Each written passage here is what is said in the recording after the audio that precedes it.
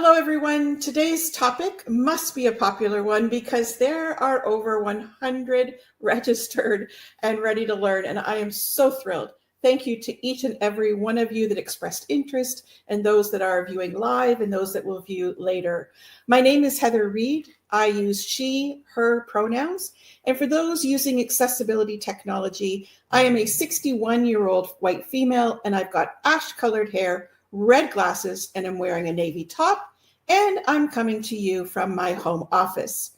As a reminder for every episode of Event Contracts Exposed, I am not a lawyer, and nothing that we discuss here should be considered legal advice. This is all about education, insights, and practical strategies. After last month's episode, I received valuable feedback from some listeners.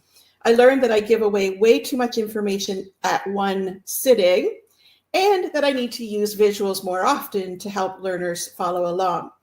So I thank those that took the time to give me that feedback because my mission is to share knowledge with you in a way that you can learn.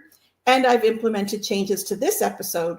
So I will be mindful of that feedback for sure. So when I was putting together the content for today's episode, I realized, okay, I had published the description before I got the feedback, and I promised way too many takeaways for 25 minutes.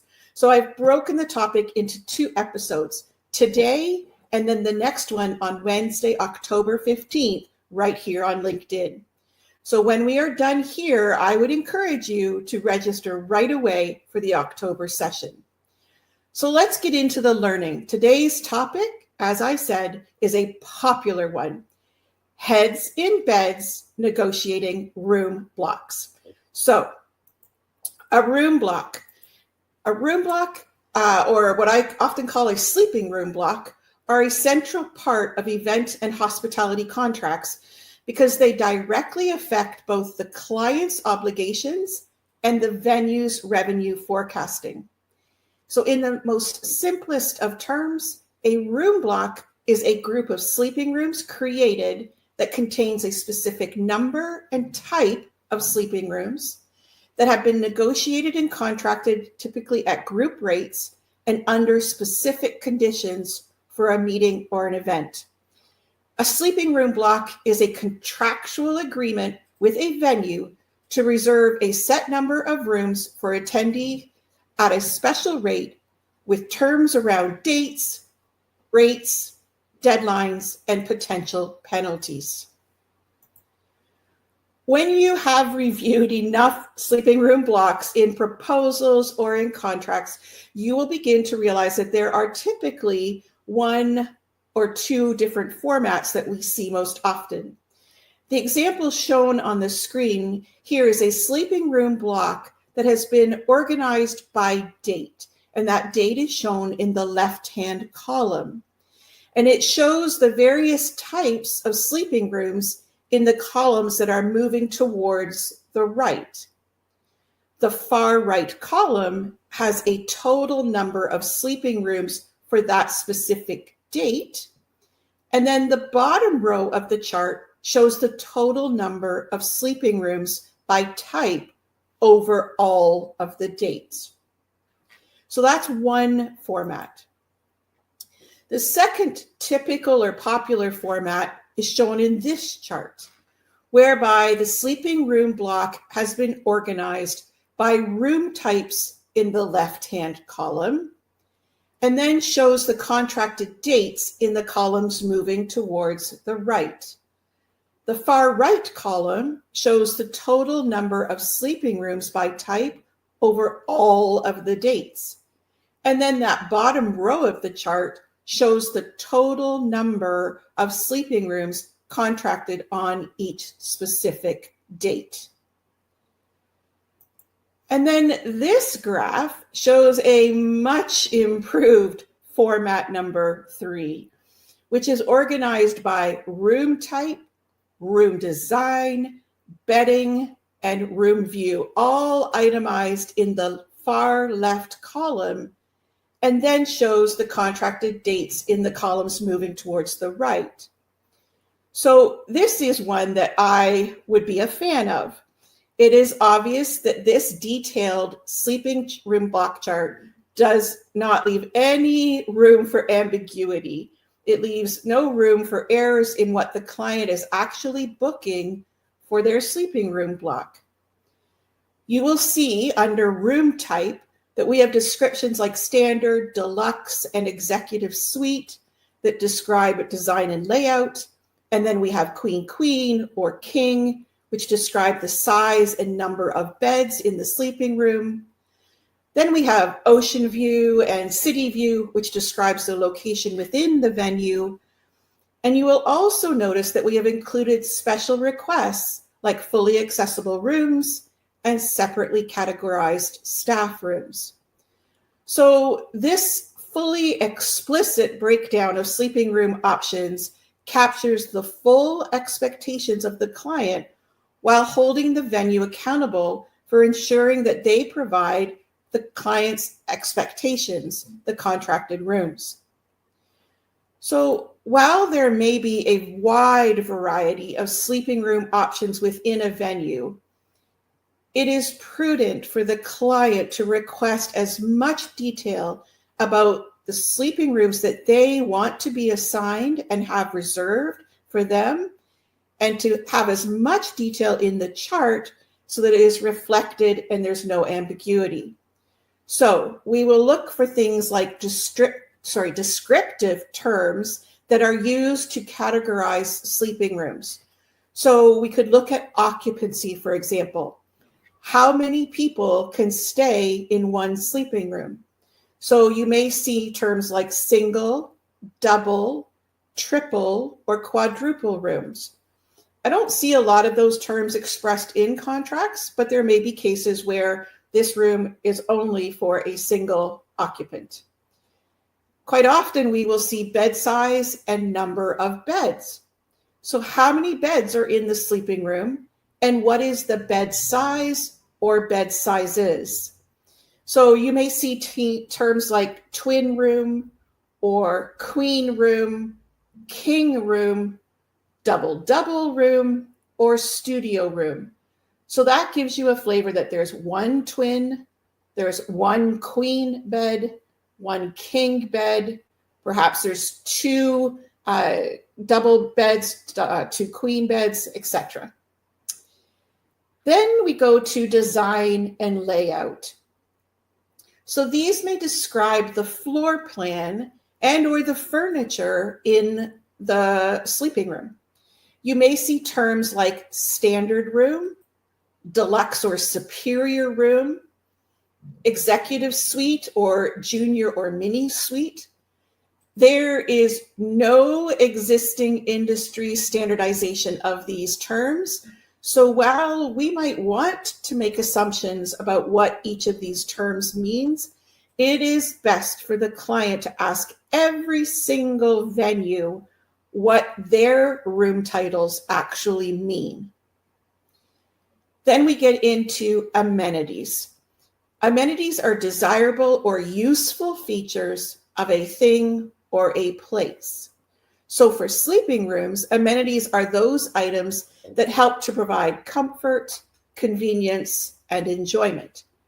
So you may see specific amenities attached to specific room designs, such as deluxe room with private balcony, or executive suite with jacuzzi, or club room with private lounge access. Then we look at view. If a venue has more favorable views over others, the client may wish to be very specific about the sleeping room views that are included in their room block. You may see terms like standard room with city view, or standard room with patio view, or deluxe room with ocean view. And one of the things that I've encountered when I'm reviewing contracts is asking about views that are partial views or full views. So if one has to crank their neck over the balcony to be able to see a little sliver of the ocean, you want to make sure that that is labeled as a partial view. So make sure that you're clarifying exactly what your attendees are going to be able to book. And then we have the category other, and labeling it as other does not minimize the importance of the considerations that would fall into here, or the descriptors. Here you may have sleeping rooms that need to be contracted that are connecting rooms, or adjoining rooms, or adjacent rooms, smoking rooms, pet-friendly rooms, hypoallergenic rooms. And here we would also be covering accessible rooms and fully accessible rooms. Now, I could go on for the rest of the day about the needs for accessible rooms and fully accessible rooms, but we will be doing that in future episodes of Event Contracts Exposed. So, a popular format for contracting a sleeping room block in a venue is by the client accepting a run-of-house structure, or ROH, as it might be stated. So attendees will be assigned any available room type at the venue's discretion, rather than being guaranteed a specific room type or layout or view or amenities. Attendees may get very different room types. Some may luck out with premium views, while others get standard rooms. Typically, with run-of-house blocks, the client has been able to negotiate one flat group rate that is applied to all run-of-house rooms in the block. So for the client, the risks may be the lack of control over who gets assigned better rooms than those that are less desirable rooms, and they open themselves to potential attendee dissatisfaction if expectations are not managed. It is essential that every client ask and understand how each individual venue defines run-of-house. Venues may have different definitions, and thus the application of the concept of run-of-house may be very different than what you would expect or have experienced previously. So as the slide suggests, typically sleeping rooms are either given out at random according to availability when the reservation is either made or the attendee checks in, or it is a flat rate for which a venue agrees to offer any of its available rooms. And there's always some caveats or exceptions. However, in all cases, it is the venue. The venue is the entity deciding on the final assignment of rooms available to the client's attendees. So, when you are reviewing a room block, I have 4 simple tips to consider when you're looking at that sleeping room block chart. And I would encourage you to look at that block with fresh eyes at 3 different times. The first one is when you see the block chart in the proposal from your RFP. You want to scrutinize it carefully. The one that you see in the first version of the draft contract that you receive, and then all the way through all of the iterations, and absolutely look and carefully scrutinize the one that you see in the final version of the negotiated contract just before you sign the contract. In this digital era, there are so many opportunities for changes to be made. And it is our responsibility as event organizers to ensure that all of the information in the sleeping room block chart are accurate. So here are my 4 tips.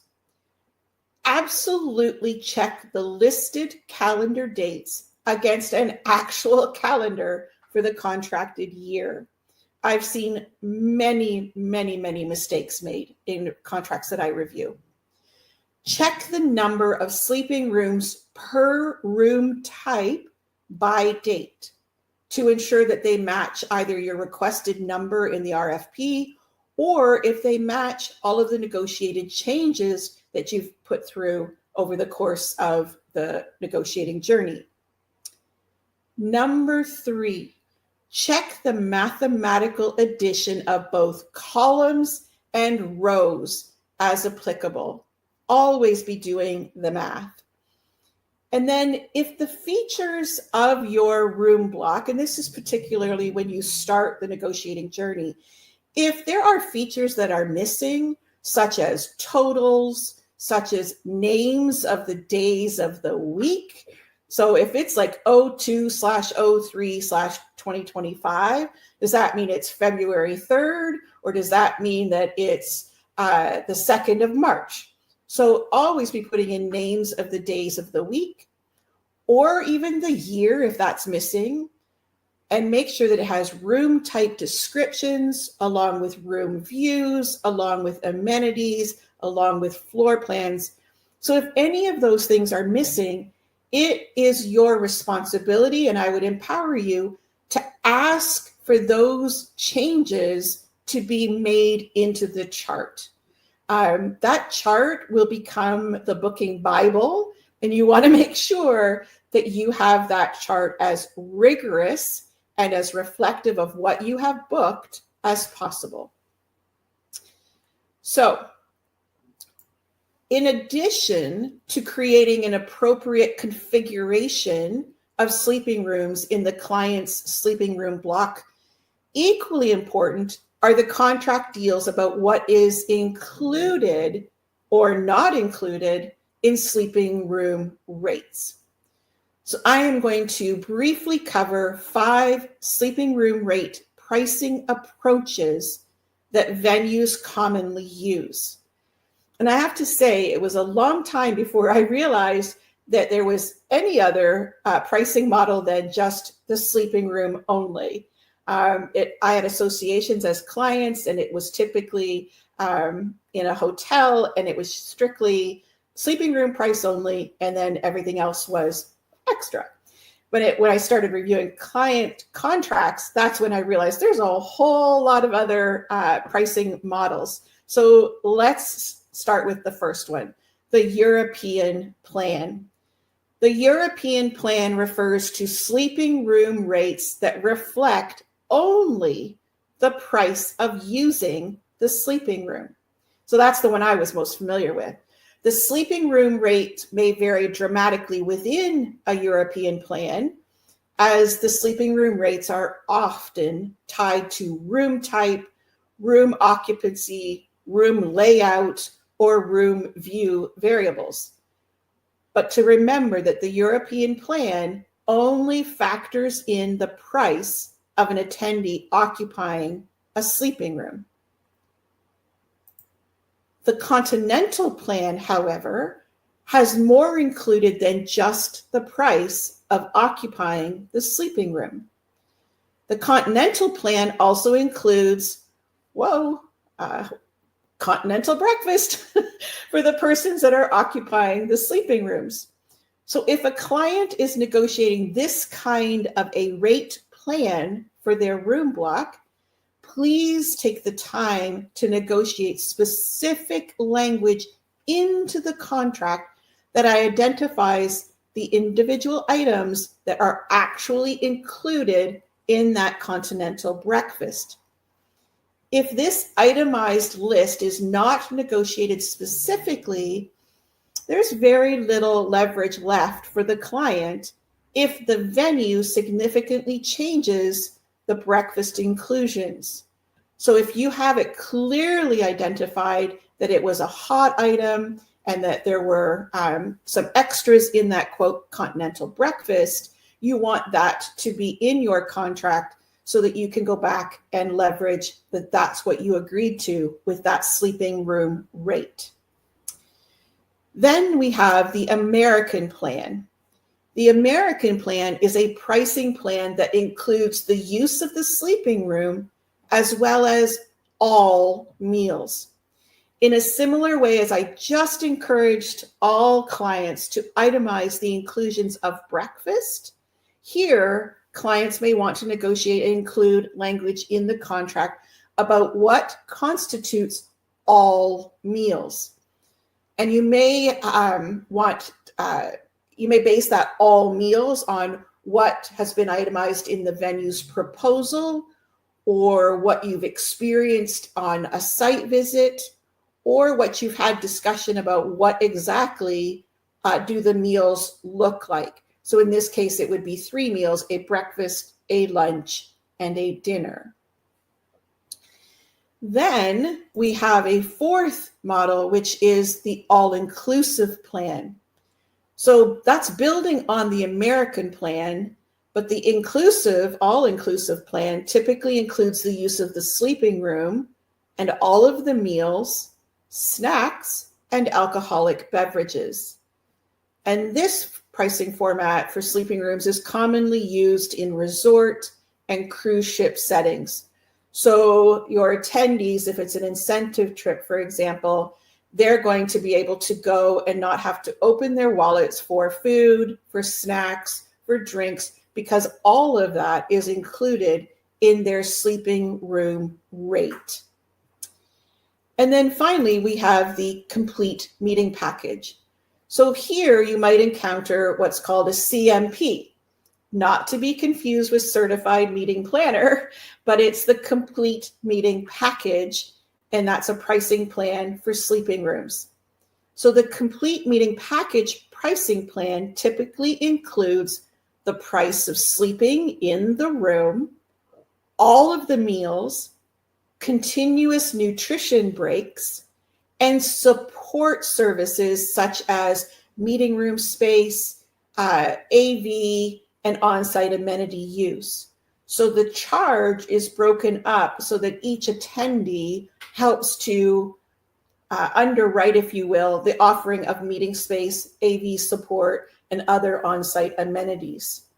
So when the client is using a venue that features the complete meeting package plan, it is essential that the inclusions and the exclusions to the plan are itemized in the negotiated contract. Assumptions about inclusions should not be based on previous experience at that site, should not be based on site visits only, or even worse, based on website information.